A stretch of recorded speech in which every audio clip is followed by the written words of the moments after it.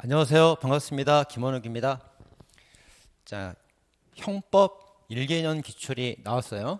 최신 1개년 기출. 그래서 이제 올해 2022년도 1년 동안 있었던 형법 기출인데요. 그 전 직렬, 경찰 쪽, 법원, 검찰, 공무원 쪽, 군무원까지, 소방 간부까지 그 전체 기출을 다 모았습니다. 원문 그대로 모았어요. 그래서 좀 중복이 되더라도 그 자주 나오는 질문은 중요한 질문이니까 다 풀어보시라고 그 중복된 거 삭제해서 섞지 않고 원문 그대로 실었습니다. 자, 이제 여기에 대한 강의를 좀 할 텐데요. 기존에 뭐 어느 기본서나 이제 제 책에나 다 있던 그 지문들은 이제 좀 생략을 하고 새로 나온 지문들이 있죠. 그리고 오답이 좀 높은 것들, 그런 것들을 위주로 선별했습니다. 이렇게 이제 강의를 할 예정이고요. 자, 여기 이제 교재 표지예요. 그래서 2022년 1년치 기출을 다 모았고요. 그 다음에 법원행시는 굉장히 좀 어렵습니다. 지문도 좀 길고 우리 시험과 좀 맞지 않아서 풀어볼 사람 풀어볼 수 있게 부록으로 넣어놨습니다. 법원행시. 그리고 올해 2022년 기출을 1년치를 모았으니까 시험은 내년 2023년도 그 시험 대비로 만든 교재예요. 자, 먼저 이제 강의를 어떻게 들어야 될지 유튜브 강의도 올라갈 건데요. 자, 먼저 첫 번째 들으실 때는 반복해야 됩니다. 그래서 한 번, 두 번, 세 번 이상 이렇게 반복을 하시는 게 좋을 것 같아요.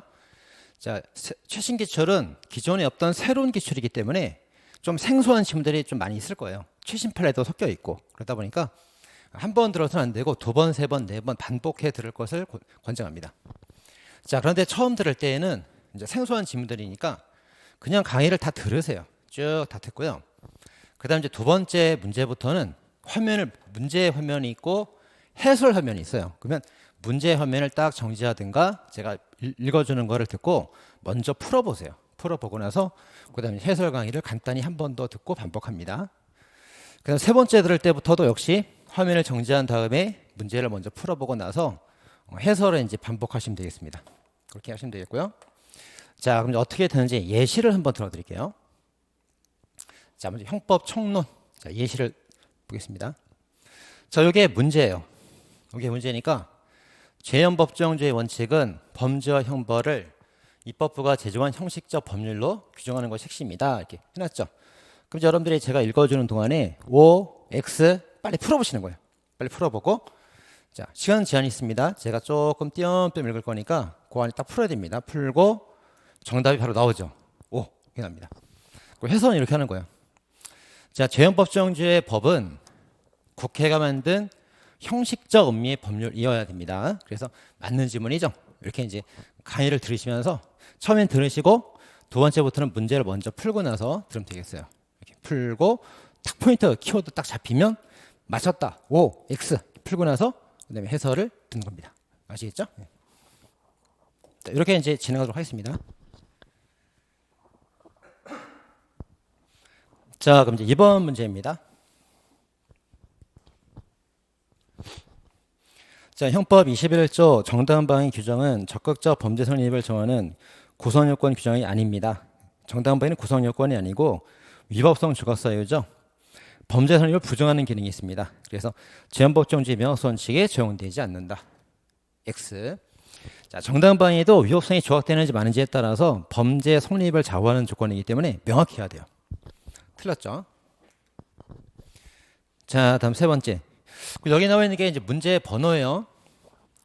교재에서 총론 5번째 문제를 펼치시면 됩니다. 거기 다 문제 번호 적었으니까 그 책을 보시면서 필기하실 분은 필기하시고 그 다음에 이제 요 영상만으로 공부하실 분들은 영상만으로 공부하셔도 좋습니다. 자, 총론 5번 리얼번 지문. 알 수 없는 경위로 가상자산 이체받은 사람이 처분했을 때 형사처벌 명문의 규정이 없어요. 이럴 때 횡령죄 성립을 긍정한 차고성급 판례 있죠? 그 횡령죄 성립을 긍정한 판례를 취해서 배임죄가 되는 거 어떠냐? 죄연법정주의 반환이 아니냐? 위반되죠. 죄연법정주의 위반됩니다. 자, 가상자산이 이제 비트코인이에요. 비트코인 하면 논점이 자, 재산상 이익으로 보죠. 자, 비재산상 이익이다 그러면 틀린 말이에요. 그리고 재물, 그래도 틀린 말이죠. 제한상 이익이고요. 자, 또 하나 이제 요거 불법으로 자기가 취득했을 때 몰수됩니다. 되고, 다만 이제 이게 이익은 이익인데 법으로 보호를 못 받아요. 법으로 화폐로 보호를 받지 못하기 때문에 횡령죄나 배임죄가 성립하지 않는다 이렇게 말을 해야 됩니다. 자, 여기 이런 점들이 논점이 됩니다. 자, 다음 문제입니다.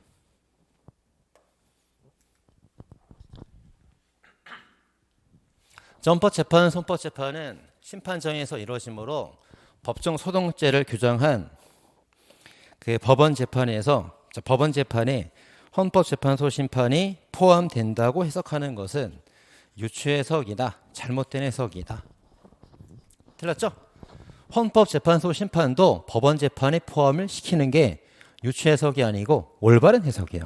틀렸죠? 자, 다음 문제입니다. 자, 총론 9번 문제, 총론 8번 문제의 기억번이에요. 기억번. 자, 교재에 있으신 분은 교재 펼쳐서 8번 문제 기억번 보시면 됩니다. 자, 어선 검사 증서 기재할 사항을 구체적 규정하면서 총 톤수를 포함시킨 것은 위임법 한계를 벗어났다고 보기 어렵다.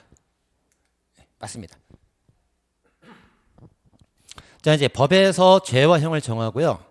규칙에서 톤수가 얼마인지 세밀한 부분은 규칙이 정할 수가 있어요. 그래서 포괄인 금전칙 위반이 아닙니다.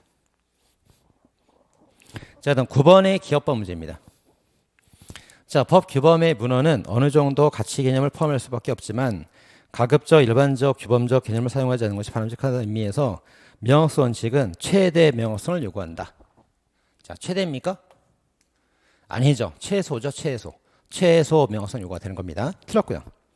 자, 다음 문제. 자, 9번의 니은법 문제예요. 형벌법규 해석에서도 법률 문헌 통상적 의미를 벗어나지 않는 한 목적론적 해석에 배제되는 건 아니다. 맞습니다. 자, 목적론적 해석은 허용이 되는 해석이에요. 그죠?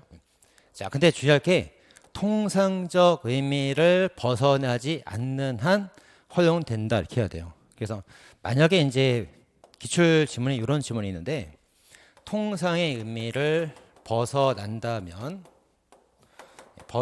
해석을 한다면 그땐 목적론적 해석도 안 된다고 해야 돼요.